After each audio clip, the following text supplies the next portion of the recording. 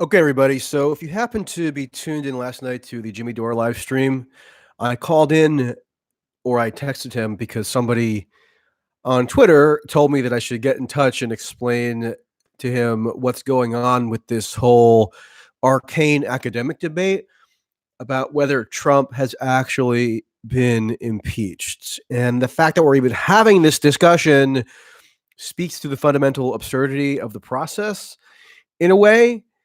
But here essentially is what has happened. And you got to distinguish the constitutional element of this and the legal elements from the political elements. So, initially, what I'm going to do is just try to explain the constitutional aspect of what's being debated here. First, you had Noah Feldman, who is this Harvard law professor who was brought to the House Judiciary Committee for an open hearing a few weeks ago by the Democrats as their chosen authorized constitutional expert to speak about various dimensions of constitutionality and legality involving impeachment.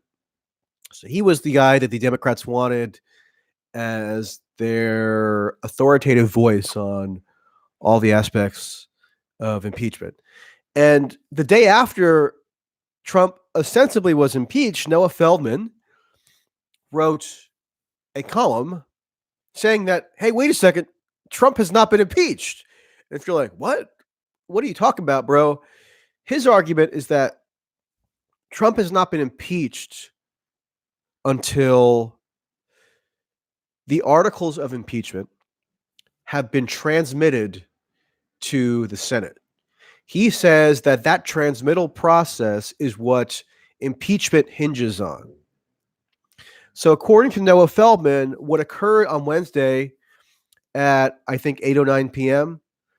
was that the House of Representatives voted to impeach Trump, but he is not technically impeached until the articles of impeachment are transmitted, presumably by Nancy Pelosi, to the Senate. So note the subtle distinction there.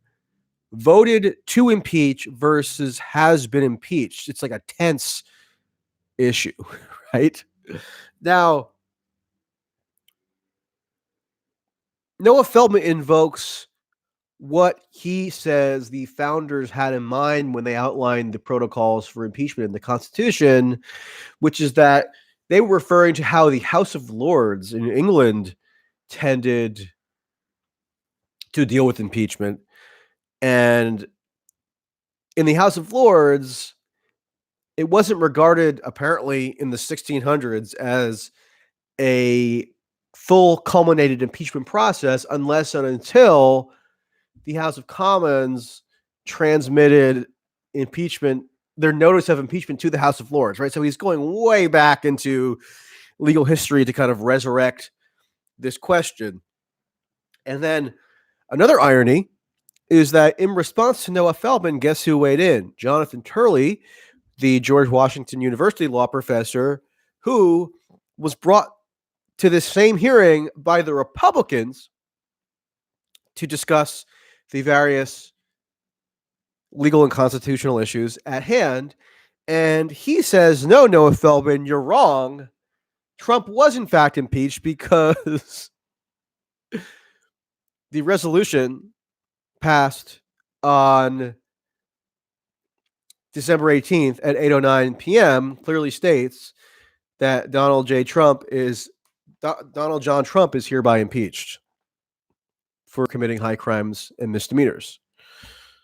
And because the House has the sole power of impeachment, you can't impose an additional requirement on them to certify somehow that Trump is impeached because they already collectively stated that Trump had been impeached. Now, I know these kind of logical issues seem a little bit obscure, but it is pretty interesting because we have no real precedent for this discussion, as far as I'm aware, in all of U.S. history. So it's not as though there's case law you can refer to. All you can really refer to, I think, at this point is the Constitution. And if you haven't read the Constitution, it's an interesting document to peruse at some point. It has some significant implications for how the House of Representatives House of Representatives shall choose their Speaker and other officers, and shall have the sole power of impeachment. That's all the Constitution it says about impeachment in terms of the House, right? It doesn't say that in order to complete the impeachment process, the House shall transmit articles of impeachment to the Senate. It merely states that the House has the sole power to impeach. So if they've communicated publicly by passing a resolution by a majority that Trump has committed impeachable offenses and is thereby impeached, then I think a plain reading of that has to be that Trump has been impeached as of December 18th. Now, I saw some pro-Trump people trying to claim that Trump has not been impeached. They cite Noah Feldman, right? But they also are saying that Pelosi's refusal to transmit the articles of impeachment has impeded the Senate from exercising its constitutional power, which is to try impeachments. As the Constitution states, the Senate shall have the sole power to try all impeachments. And the Constitution doesn't delineate anything beyond that other than the fact that when sitting for that purpose, they shall be on oath or affirmation. When the President of the United States is tried, the Chief Justice shall preside, and no person shall be convicted without the concurrence of 2/3 of the members present. That's all it says about the process. The process, as it relates to transmittal, which nobody even really thought of 2 weeks ago, is not covered by the Constitution. So the House, in not transmitting the articles, and again, if you don't care about the deep intricacies of the constitutional questions here, I get it, because it is sort of ultimately fruitless because it's entirely dictated by political considerations. But nonetheless, I mean, it is sort of interesting when something has never happened before in our country, and we have to kind of figure out what the constitutional framework for understanding it is. So in my judgment, not that I'm a constitutional expert, maybe Noah Feldman at Harvard Law School has an IQ that is so many leaps and bounds beyond mine that I just cannot comprehend his reasoning. But the way I put it is the Senate is not impeded from trying the impeachment merely because the House so far has refused to transmit or communicate formally its articles of impeachment to the Senate, right? So my understanding is that the Senate, because it maintains that sole power to try impeachments, could decide today that they are now going to try the impeachment. In other words, their ability to initiate a trial does not hinge on the transmittal of the articles of impeachment. They could do it irrespective of whether those articles have been transmitted, because the power of the House and the power of the Senate vis-a-vis impeachment are explicitly prescribed and not even dependent on one another at all. They're different chambers with a different set of powers. So I think if you're going to say that impeachment is only completed whereupon the articles are transmitted, you are unconstitutionally saying that the Senate has bearing on what the House does in terms of impeachment, and vice versa in terms of those full powers being exercised. So I agree with Jonathan Turley here. And I think this idea that Trump has not been impeached is a ridiculous fool's errand. It might even just be a bargaining chip used by Feldman and others to sort of pressure Pelosi into actually transmitting the articles. But again, notwithstanding whether or not Pelosi transmits the articles, the Senate, I'm pretty sure, could just begin the impeachment trial whenever it wants. The thing that inhibits the Senate from beginning the trial immediately is that there are Senate rules that stem to the 19th century, which say that the trial commences in the Senate whensoever the House officially notifies the Senate that there are articles of impeachment that have been passed, and when the House further designates impeachment managers. But those are just Senate rules. those are obviously subordinate to the Constitution and can be superseded by additional rules and superseded by the Constitution. So you can't cite those Senate rules to say that Trump has not been impeached, because what determines whether Trump has been impeached is delineated by the Constitution, not by Senate rules. Senate rules are just procedural that are subject to change at any time. So a hypothetical way to think about it, I think, is let's say that Trump is impeached by the House, and then immediately afterwards the Senate goes into recess for the next 2 years. Let's just say the Senate decides to shut down all operations, which is within their capacity to do. Does that mean because there is no physical capacity at that point for the Senate to actually, quote, receive the articles as transmitted by the House, that means Trump has never been impeached? No, and then I guess you could argue that the receipt of the articles is not what impeachment hinges on. It's whether they're sent. Well, what Noah Feldman is saying is that this transmittal process has to be completed for Trump to be impeached, and it has therefore the process of sending them and the process of receiving them both have to be completed, because that is the sequential. Those are both the prerequisites for the transmittal process to be completed.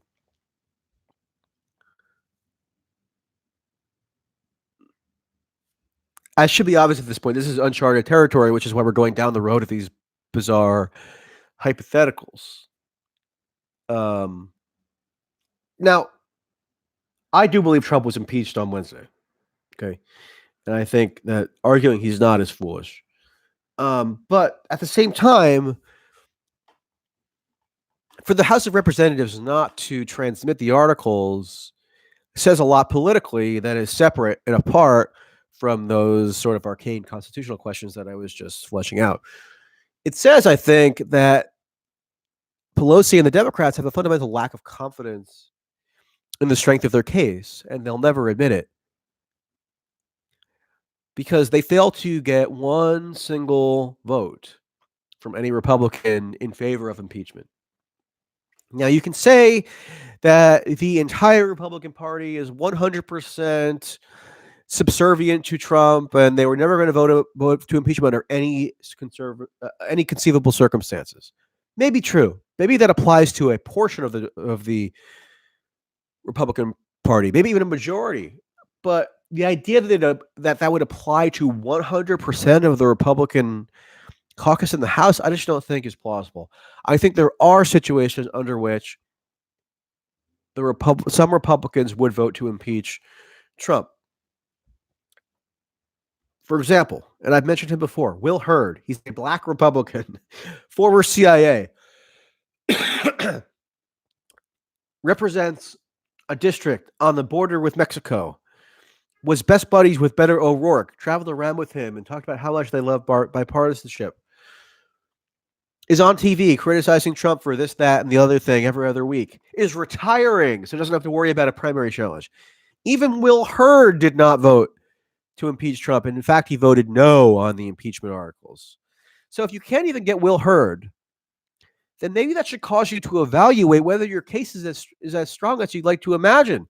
If you can't even get Mitt Romney, who delivered a speech during the 2016 Republican primaries declaring Trump essentially evil and somebody who would destroy the entire Republican Party if he were to be nominated. If you can't even get Romney, who tweets every 2 weeks something, comparatively strong in terms of his denunciation of Trump, if you can't even get him, then maybe there is something wrong with your case here that you're not eager to acknowledge.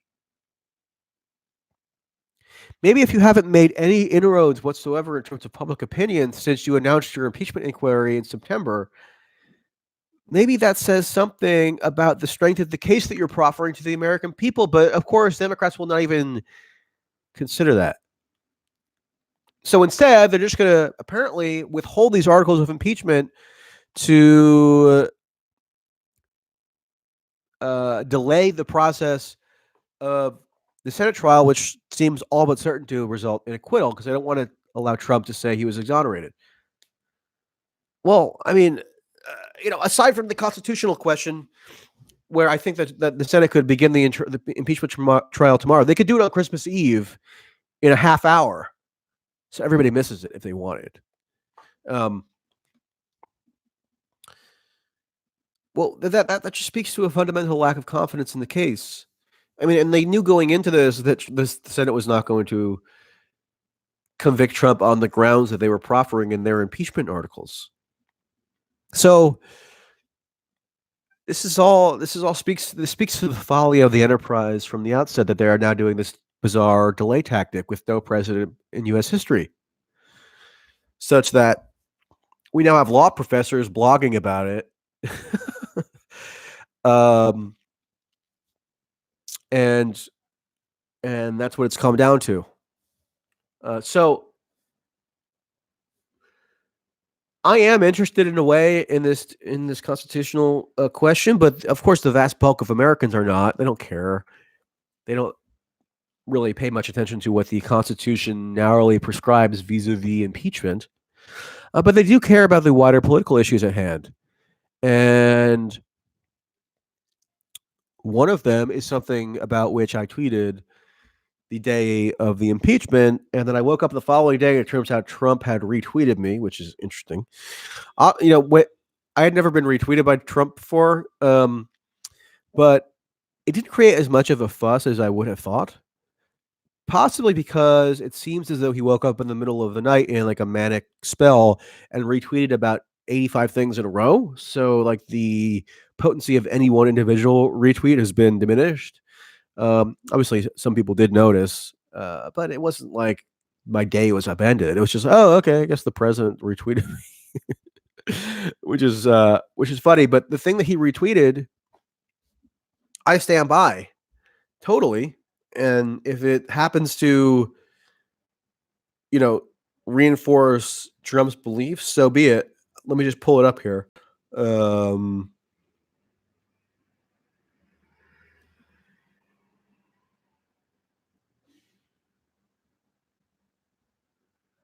Let me see if you could see that.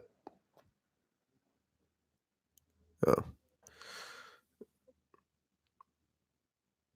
I don't know if you could see that or not, but okay. So it's basically it says Democrats might want to take a look at the UK for insight on how voters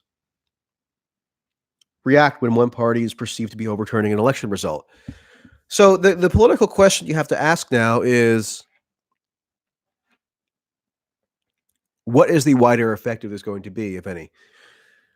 Are there going to be legions of voters who are going to not vote for Trump who otherwise would have, or are going to, because of this impeachment? I think that's doubtful.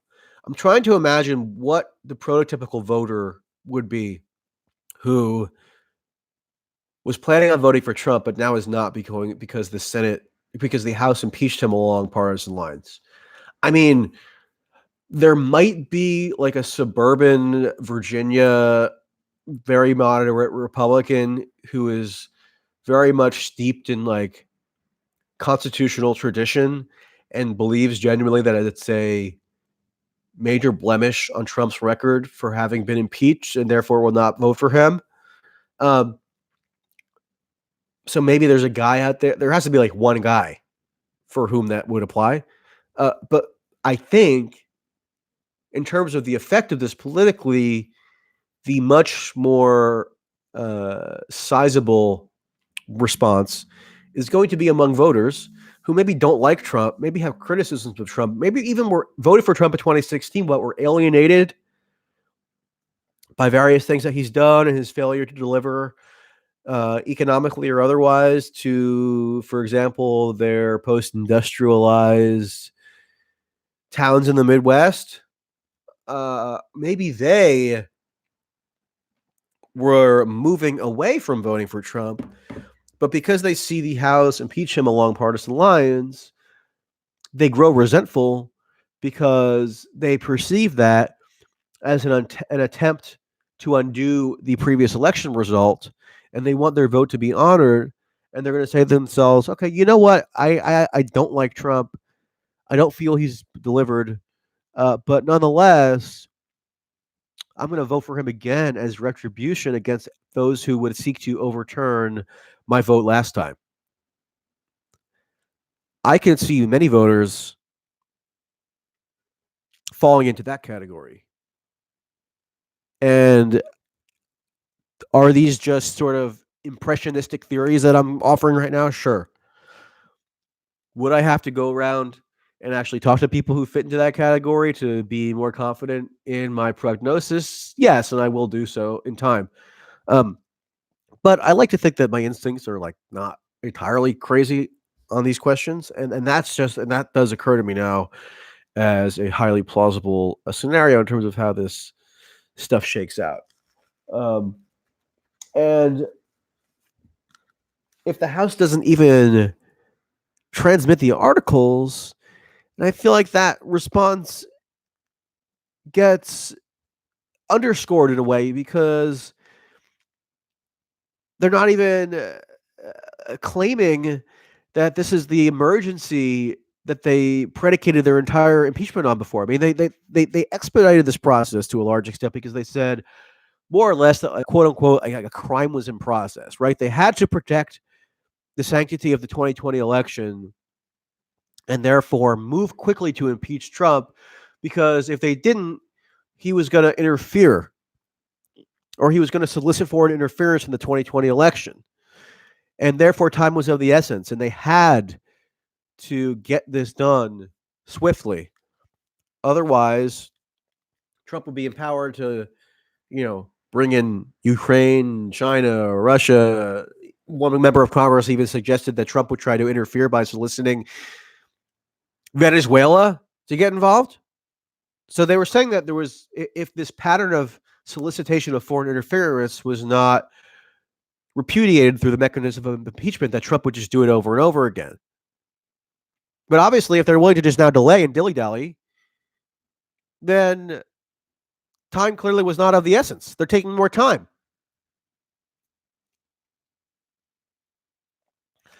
And I guess like the ground on which they are now seeking this delay is that McConnell has said that McConnell, according to them, has no intention to conduct an impartial trial. They've prejudged it. Well, that may be the case. Maybe McConnell does not have a good faith intention to conduct an impartial trial. That would not surprise me in the slightest. But on the other hand, you have multiple Democratic senators who said months ago that they'd seen enough and they would vote to impeach or they would vote to convict Trump in the Senate. So that cuts against any notion that there was ever impartiality that would be operative in this Senate trial anyway.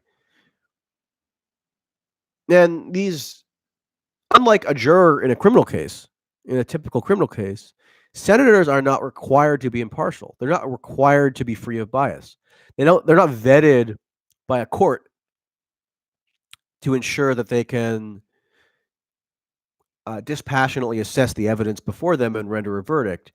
No, they're perfectly permitted. I mean, there's nothing that constitutionally prevents them from saying ahead of time, I'm going to vote to convict or I'm going to vote to acquit, and I don't care what happens in the trial. So this notion that there's anything that impartiality was ever a requirement in the first place in the Senate is wrong. It's not an ordinary criminal trial. It's a unique, constitutionally prescribed process that has no parallel really to anything else within the U.S. political or legal system. It's separate and apart, and that was explicit in the Constitution. So, which is to say, Pelosi not transmitting the articles because she doesn't believe that the trial will be impartial is ridiculous because people within her own party in the Senate also undercut the notion that it was going to be impartial. I mean, you had Elizabeth Warren, who said flat out she would vote to convict Trump, I think in October. And Kamala Harris, for example, said the same thing. Macy Hirono also said it. and I'm sure there are others. So the impartiality argument doesn't make sense in terms of why they are justifying their so far refusal to transmit the articles. All this stuff is just political theater anyway. That's why people are so suspicious of it. Um, what else? Let me look through some of the super chats here. Trump retweeting you proves you're a Trump shill. I agree. I agree. I'm the total Trump shill. It was funny to me, like, to imagine what actually led up to that Trump retweet. Like, I think what they do is his social media people collate various tweets for him and then print them out like on paper. They probably enlarge them because his eyesight is deteriorating. And then they give him a bunch of pieces of paper and he does like a check mark on the printout of the paper if he wants to retweet it, and maybe like an X if he doesn't.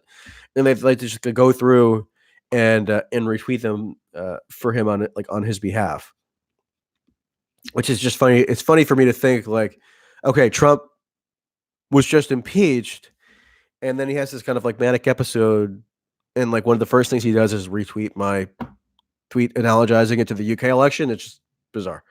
Somebody says Merry Christmas, like Happy New Year, dude. Same to you. Although I'm gonna be, I feel like a little bit of a Grinch spoiling Christmas because I just don't care that much about it. I mean, I feel like if you have children and a family of your own and all that, it's a much more special occasion. But for me, it's just almost an annoyance, frankly. Not that I'm against it or anything, but it's just like, I kind of like wish we were in the middle of April or something and Christmas was not on the docket. Somebody says Trump wears impeachment as a badge of honor. Possibly. I think that's how he's going to rationalize it. I do think that there's an alternate universe in which Trump was elected. He decided to govern in an entirely different way. He decided to govern by really using the mandate that he had garnered as a result of first winning the Republican primaries by running against the party establishment, and then winning the general election by defeating the Democratic establishment. He would just say to himself, okay, I have a unique mandate here. I'm not going to govern as a partisan. You know, initially they wanted to do this infrastructure thing, which if they had put that first on the legislative agenda, that would have forced the hands of Democrats to vote for his first signature policy item. And if he did that in the first, 100 days or something, then that could have changed the trajectory of the first 2 years. Um, and but instead, what they did was everybody kind of retreated into partisan frenzy immediately, and that wasn't all to do with Trump. That had to do with the immediate calls for resistance with the capital R and a hashtag, the immediate holding up of Russia as the explanation for Trump's victory, and the idea that he needed to be, removed from office on the grounds of colluding with Russia. That kind of poisoned the well to a large extent. And you can go on and on and on, but I do think there's an alternate scenario here where like Trump was sort of governing as a moderate New York Republican or something, um, and therefore the prospect of impeaching him would be unfathomable. Right. So I don't know that he enjoys having been impeached. I think you got to, on some level, think about what that says about you historical terms. Only the third president ever to be impeached. And like now he's in that same impeachment bucket as Bill Clinton, which I don't think is a bucket that he really wanted to be in. Super Chat says Democrats say over and over it's a political process, not a legal one, and then malign the Senate for being partial because of political optics. Yeah, I mean that's right. There is no requirement for the Senate to be impartial, and there's every incentive for them to be political, and they knew that going into it. That's why the lack of anything remotely approaching a national consensus here is significant, and it's not just significant as a sort of concession to bipartisanism, right? And this is part of what Tulsi is saying. It means that if your case is not strong enough, that you had to rely totally on partisan reversions to the mean, then that means that the process in total is just tainted, right? So impeachment as a mechanism is useful if there was some wrongdoing that really did necessitate an immediate removal from office, right? So let's say the president literally committed a murder, right? Let's say the president murdered somebody. Let's say the president took a revolver and walked into the floor of the Senate and shot dead one of his antagonists, right? You can't just arrest the president on those if that were to happen, right? You have to impeach him. And I think if Trump did that, he would be impeached, right? So don't tell me like there's zero circumstances under which Trump would ever be impeached. Like if he like I guess the cliche is if he went on Fifth Avenue and shot Chuck Schumer in the head and Chuck Schumer died, I think Trump would stand a very good chance of being impeached in the event of that, um, because you'd have a national consensus. And an irony here that I've pointed out is I do think that you would have gotten something at least approaching a national consensus if, for example, the Democrats had chosen to impeach Bush over the Iraq War in 2007 after they assumed control of Congress, because you had a section of Republicans who were very much disillusioned with Bush. Bush's approval ratings were in the gutter at that point. The lies that were told during Iraq were more and more coming out. If you had a really full-fledged inquiry that got the documents, that got everything, that really established once and for all that they maliciously distorted the intelligence, that I feel would have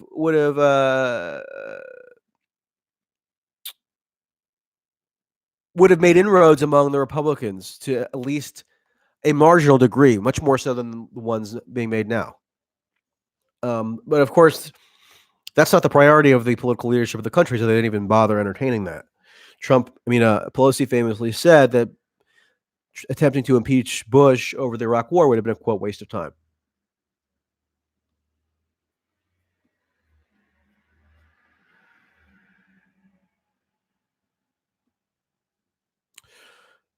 Let's see. So, I mean, the reason that I really did this live stream is I wanted to go over just this very bizarre constitutional debate happening over whether Trump has technically been impeached. I believe he has been impeached. I think it's ridiculous to argue that he hasn't.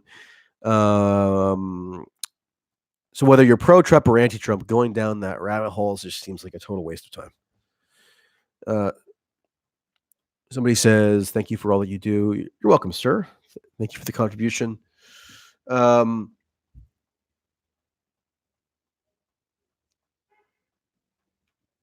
more and more I think about Tulsi's vote, the more and more significant I think it was, because she was initially denounced, of course, for being cowardly and not taking a stand one way or another, for being indecisive by voting present. But in fact, voting present was the most decisive stance you could really take, or it was the most singularly significant statement that you could have made in that context, because you're repudiating both Trump and the Republicans, and you're repudiating the Democrats by essentially abstaining, by making a protest vote. It's not as if she didn't vote. She did vote, but she voted to register her disapproval of both Trump and the process that had brought the House to that point where they were impeaching Trump on somewhat fallacious grounds. And I think that will be remembered in history, hopefully, as a wise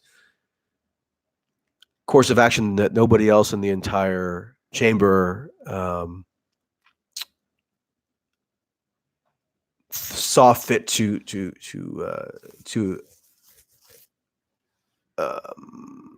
concur with. So I think it was courageous, um, and maybe it dooms her politically. Uh, you know, I remember people were speculating, like over the summer, for example, that because they didn't feel that she was harsh enough on Biden, it meant that she was angling to like be Biden's vice president. It's just like, are you kidding? Do you think that if Biden were to win the nomination, whatever Democratic Party hack lawyers he uses, like um, Ronald Klain or Gregory Craig, or these people? I mean, look them up. I mean, they're sort of, they don't matter, but like those are the types of people that Biden would use to vet his vice presidential candidates. Do you think that they're going to say, "Oh yeah, um, the congresswoman from Hawaii who says that the entire Democratic Party is fundamentally corrupt, who says that the previous nominee is the queen of warmongers and the personification of all rot, who met with Assad, who has a sort of atypical religious background, who defends Julian Assange, who, the list goes on. That's the person that we want old Joe to pick to unite the Democratic Party coalition. That's a joke. Um, no, that's not happening. And her not voting on impeachment 100% guarantees, I think, that it will never happen. Um, and then furthermore, this theory that she's, going to run third party, you can't rule anything out with 100% certainty, I guess. But are Trump voters who maybe liked her on some level going to vote for her now that she voted to condemn Trump, just not to impeach him? So she might even lose support there as well. That's why there was a huge amount of risk involved here, and why I think it was ultimately courageous. And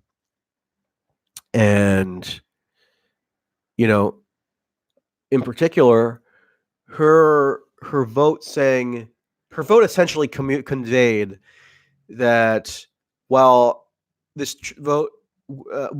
Trump's conduct with regard to invoking Biden on the phone call with Zelensky was improper, it nowhere near rises to the level of impeachability, especially given the other abuses of power that Trump has committed that they would never even dream of impeaching him over, such as illegally bombing Syria in violation of the War Powers Resolution, such as plundering the oil fields of Syria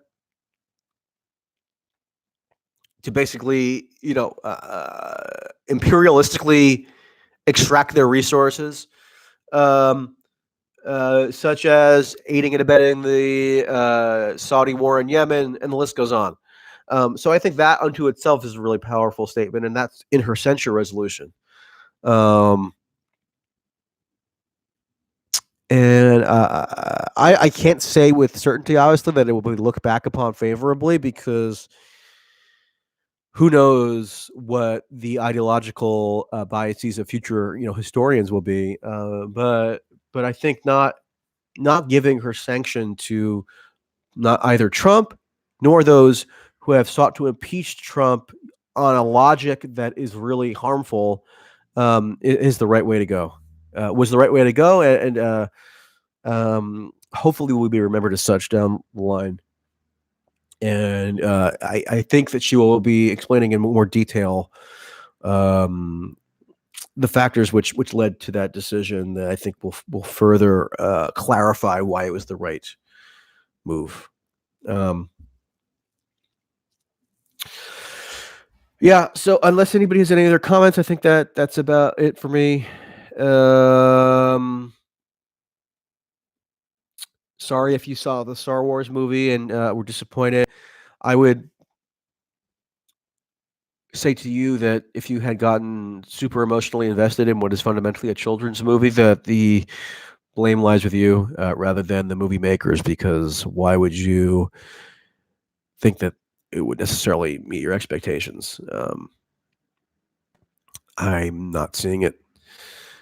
I think if you craft your identity in any way around Star Wars at this point and you're an adult, then that is pretty sad. For example, I saw the latest Toy Story movie and I like Toy Story, but it's not as though if the Toy Story 4 movie turned out to be subpar, was gonna feel as though my heart was ripped out of me, and that I was like betrayed, and like a fundamental facet of my identity was, spat upon or something. Um, Somebody asked if Tulsi will qualify for any more debates. I think it's unlikely. It would really come down to whether enough New Hampshire polls are being accepted, and the whole process of accepting or not accepting New Hampshire polls has been mind bending. They just decide not to take certain polls that, for example, are conducted by, in one case, the largest newspaper in New Hampshire, the Boston Globe.